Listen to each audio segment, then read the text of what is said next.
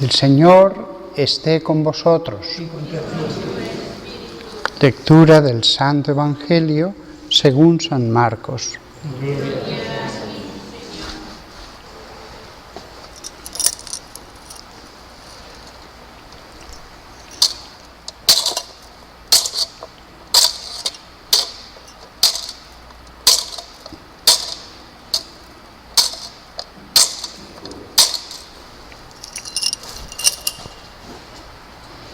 En aquel tiempo llegaron la madre y los hermanos de Jesús y desde fuera lo mandaron llamar. La gente que tenía sentada alrededor le dijo: «Mira, tu madre y tus hermanos están fuera y te buscan». Les contestó: «¿Quiénes son mi madre y mis hermanos?». Y paseando la mirada por el corro dijo: «Estos son mi madre y mis hermanos, el que cumple la voluntad de Dios. Ese es mi hermano y mi hermana y mi madre».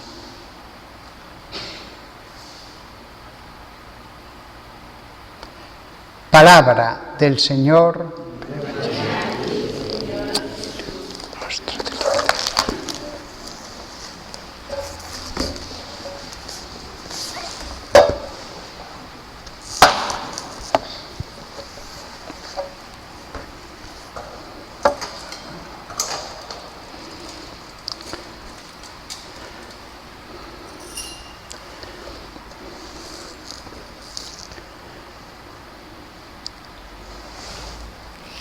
Nos habíamos quedado ayer contemplando algo que sin duda debió ser tan querido para Santa Beatriz de Silva, cuyas primeras vísperas hoy celebramos.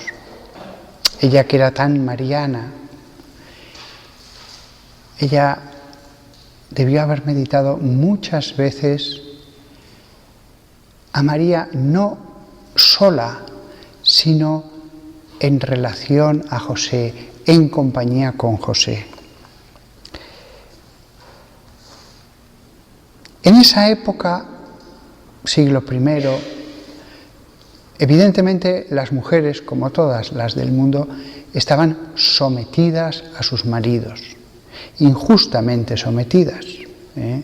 No creían en la igualdad entre el hombre y la mujer. Nosotros sí que creemos en esa igualdad, pero no en esa época,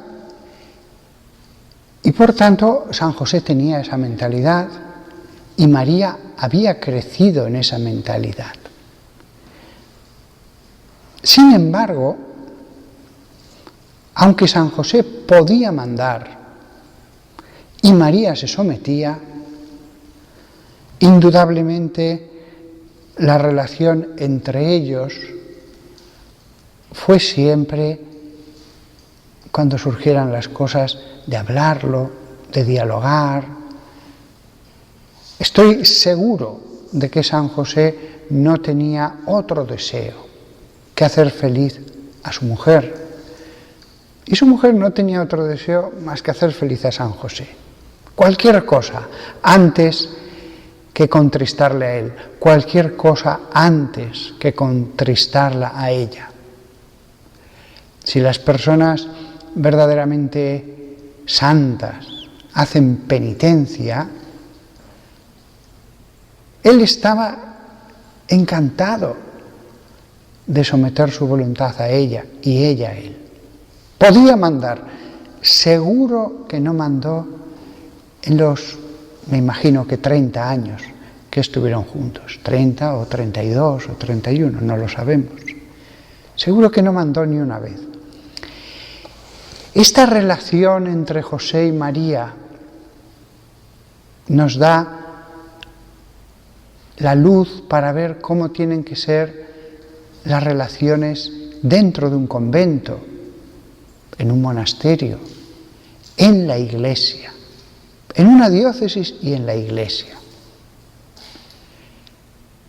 Lo ideal es que la autoridad dentro de la iglesia se ejerza como la que ejercía San José respecto a María y a Jesús, que le estaba sometido.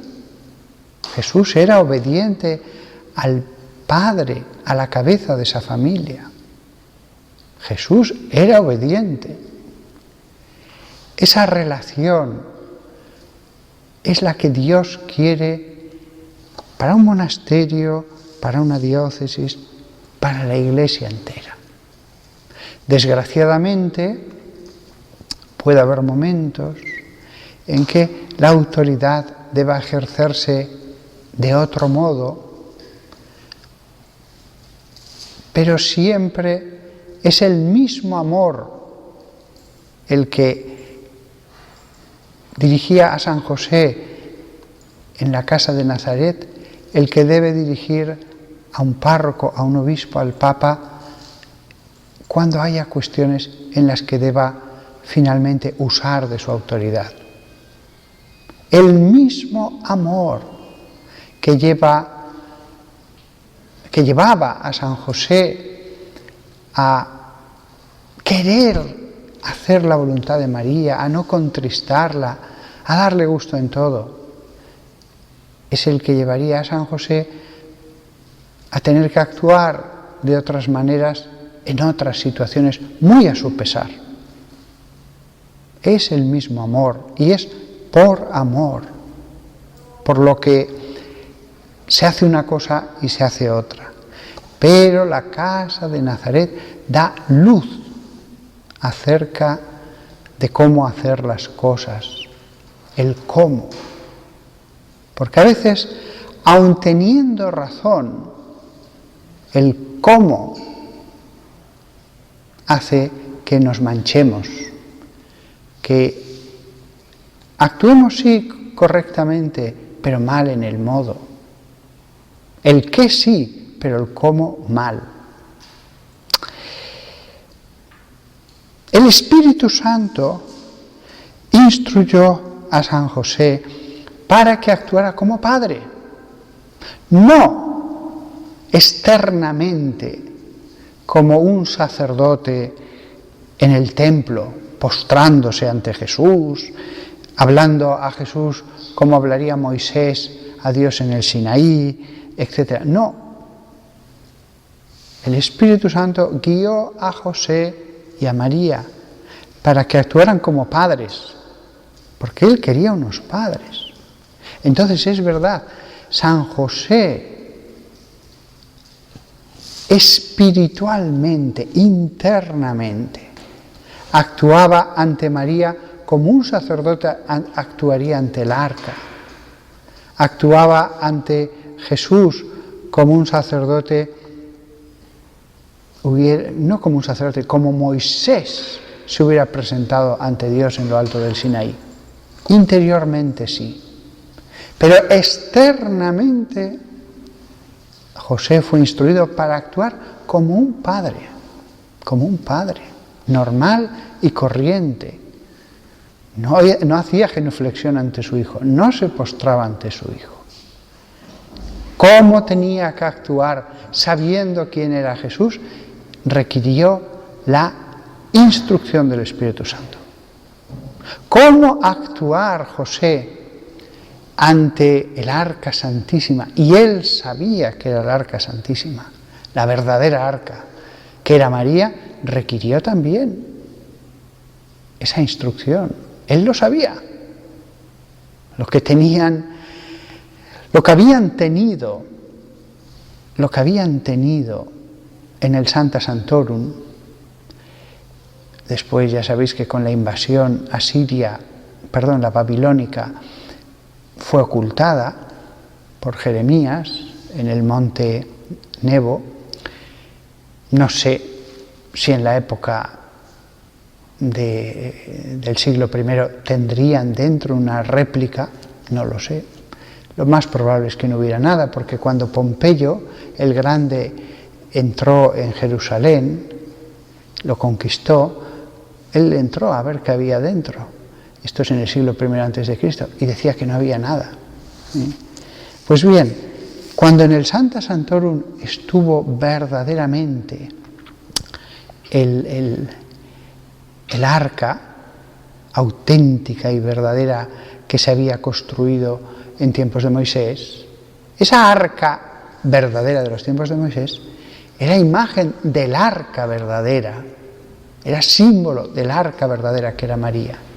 ¿Cómo actuaban los sacerdotes ante esa arca? Pues bien, José, que tenía la verdad, la cosa mucho más sagrada que la otra, la que hubo en el Santa Santorum, requirió instrucción, cómo comportarse, cómo actuar. El Espíritu Santo instruye. Cuando surgían problemas, y surgieron, familiares, con vecinos, podían ser problemas económicos, de todo tipo. Seguro que surgieron problemas. La cruz es una realidad siempre. Cuando surgían problemas, discutían las cosas, las ponían en común, dialogaban, se escuchaban unos a otros. Si antes he hablado de José con su autoridad, como ejemplo de cómo debe ser la autoridad de los pastores en la Iglesia, aquí vemos en esto un ejemplo de sinodalidad. Lejos José de decir, mira, aquí mando yo y además soy santo, así que yo, iluminado de Dios, os digo que hagáis esto. Jamás hizo eso José. Y si no lo hizo José, lo va a hacer alguien que está por debajo de José. Sinodalidad. Se sentaban, hablaban las cosas, dialogaban, uno escuchaba al otro. ¿Cuántas veces en las cosas del mundo, cuando hablamos es para imponer mi postura sobre el otro? Pero ¿cómo no va a ser así si queremos imponer hasta nuestra opinión cuando discutimos no de cosas que hay que hacer, sino de cuestiones históricas y de otro tipo? Queremos imponer. Yo tengo que salir con la razón. Si eso ocurre en lo humano, en la Santa Iglesia, si eso no debería ocurrir en lo humano, en la Santa Iglesia menos todavía. En la Santa Iglesia, la escucha del otro. Entre todos vamos a tomar una decisión. ¿Cuántas veces el Espíritu Santo habla en la reunión, en el sínodo? Fijaos en esto que acabo de decir, y ya es lo último que digo, cómo viendo la casa de Nazaret, si volvemos otra vez a la Iglesia, no tiene ningún sentido la ambición de poder, ningún sentido. María lo que quería era servir, hacer feliz al otro, mortificar su propia voluntad frente al otro. Si ella creía que algo era lo más conveniente, lo decía. José, pienso esto, lo otro, tal. Lo decía. Porque el querer hacer feliz al otro no es servilismo, no es que uno no pueda decir, me parece a mí que lo mejor es esto. Fijaos, la ambición de poder frente a la casa de Nazaret. La casa de Nazaret es un libro abierto acerca de cómo deben ser las cosas en la Iglesia. Eso sirve para las relaciones humanas, pero cuánto más para las relaciones en la Iglesia. Cuánto más para unas relaciones que se basan en lo espiritual. Nada más que todos nosotros nos demos cuenta de que si a Pedro le dijo, tú eres Kefas, la piedra, cuánto más esa casa de Nazaret es un fundamento más profundo. Es un fundamento sobre el que quizás, sin darse cuenta al principio, Pedro estaba fundado. Después se debió dar cuenta, pero siempre decimos, Pedro, la piedra, sí, pero Pedro, la iglesia entera, está fundada sobre la casa de Nazaret. La casa entera está fundada, la iglesia entera, casa de Dios en el mundo, está fundada sobre la casa de Nazaret. El convento de religiosas puede estar fundado, porque es algo espiritual. Si, no solamente es que estemos fundados, si uno con la oración y con el Espíritu quiere estar en la casa de Nazaret espiritualmente, con el Espíritu, puede. Cada sacerdote, cada laico puede entrar en la casa de Nazaret, aprender de ellos, llenarse de ese espíritu. Y entonces nos damos cuenta, cuando oímos a otros cristianos, que son católicos, pero llenos de enfado, que quieren imponer sus posturas, que hay soberbia, y uno dice, pues, es que aunque tuvieran razón, el cómo